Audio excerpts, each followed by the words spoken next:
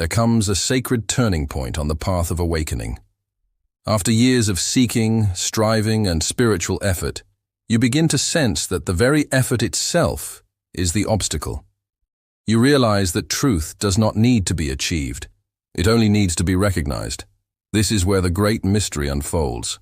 The secret is not more struggle. The secret is rest. Resting, not in laziness, not in passivity, but in divine confidence, the knowing that the infinite is already at work through you. Joel Goldsmith called this resting in God. It is the moment when you stop trying to make God do something and start realizing that God already is. When you stop demanding results and start trusting the invisible order that is always moving, always perfect, always complete. Most people are exhausted, not because life is hard, but because they are constantly wrestling with appearances. They think they are controlling outcomes through effort. They forget that the universe does not respond to strain. It responds to alignment. Goldsmith said, "When you rest in the infinite, all power is released without effort. It's not your thinking that manifests. It's your awareness of completeness that opens the flow." True rest begins when you stop identifying as the doer. You were never the doer. You were the instrument through which divine intelligence acts.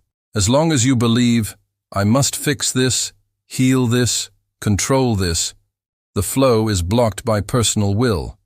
But the moment you step aside inwardly and say, "Father, show forth thyself," the infinite law begins its silent work. This surrender is not weakness. It's the highest intelligence. It means you trust the rhythm of creation more than your opinions about it. Imagine a river. You cannot make it flow faster by pushing the water. You can only remove the rocks that block its movement. Resting in the infinite is removing the rocks of worry, resistance, and control. When those are gone, life flows effortlessly again. Goldsmith said, "Be still and let the infinite express." That stillness is creative. It's not empty, it's pregnant with power. There was once a woman who came to Joel filled with anxiety. She said, "I've done every affirmation, every treatment, every prayer, and nothing changes." He looked at her gently and said, "Then you have done too much. Now stop and be still." For 3 days she sat in silence. No affirmations, no requests, just presence. On the 4th day she wrote to him, "I can't explain it, but something released. My problem feels unreal now." Within weeks her situation resolved itself naturally. She had shifted from effort to awareness, from doing to being. Goldsmith often said that every healing, every miracle, every demonstration happens in the moment of rest, because rest is proof of understanding. Doubt works, faith rests.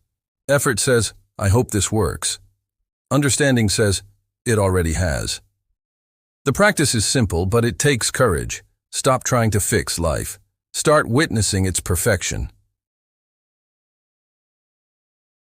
How do we rest in the infinite practically? Goldsmith taught 3 sacred steps. Step 1. Stop mental manipulation. When something troubles you, resist the urge to analyze or fix it with thought. Withdraw attention from the problem and let silence take its place. Every time you withdraw mental energy from the condition, you weaken its foundation. Step 2. Feel the presence. In stillness, become aware of the invisible life beating your heart, breathing your lungs, directing your path. That presence is the infinite. It requires no help, only recognition. Step 3. Trust the invisible. After you sense the presence, refuse to measure results. The moment you check outcomes, you re-enter the realm of control.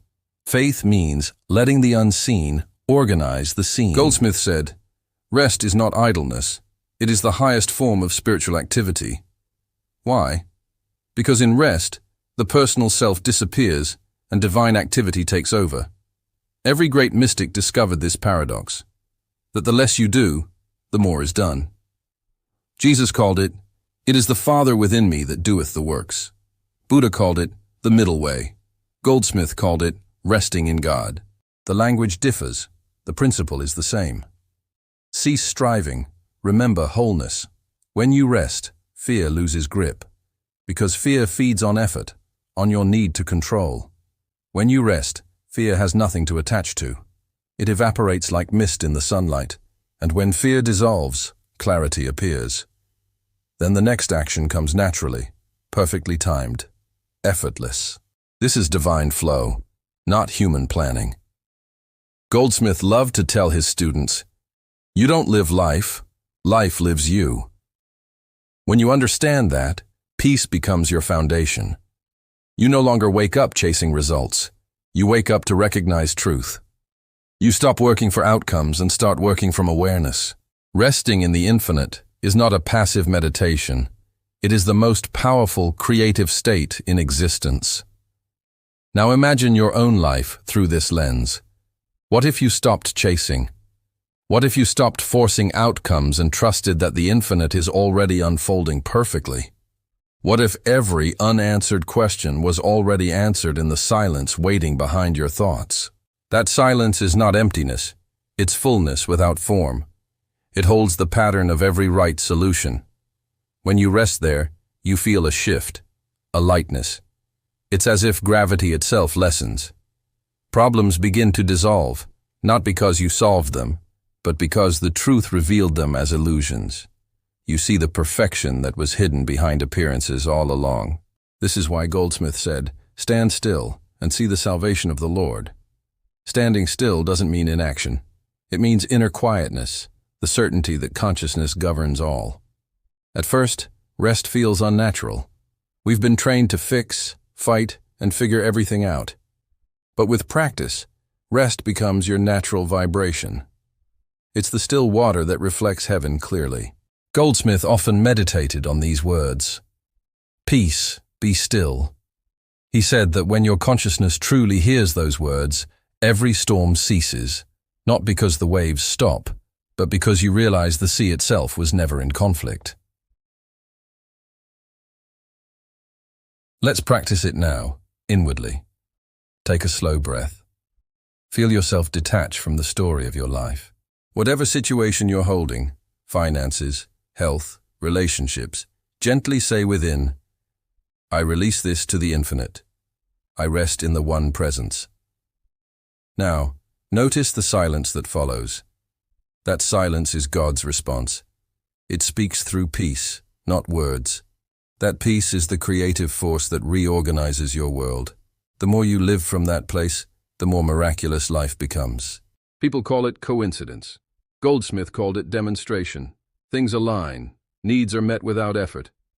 You begin to understand that the infinite was always working. You just stopped interfering. This is the new way of living, the effortless way. A life not driven by desire but moved by awareness. A life where each day begins with quiet recognition instead of anxious planning. And in that recognition, you discover that heaven was never far away. It was resting within you, waiting for your stillness. So remember these words. Effort is fear. Rest is faith. When you rest, the infinite acts. When you trust, creation flows. Stop trying to push the river. Flow with it. Let the unseen intelligence of spirit direct every step. As Goldsmith said, the moment you rest in God, you are the most active being on earth, because God is living through you. In that rest, there is no stagnation, only grace. This is not the end of practice. It is the beginning of living as presence itself. If this message brings you peace, like this video to help others find stillness, subscribe to Legacy Igniter for the next chapter. Watching the Mind, the Gate to Freedom. And comment below, I rest in the infinite. When you rest, God works. When you trust, heaven moves.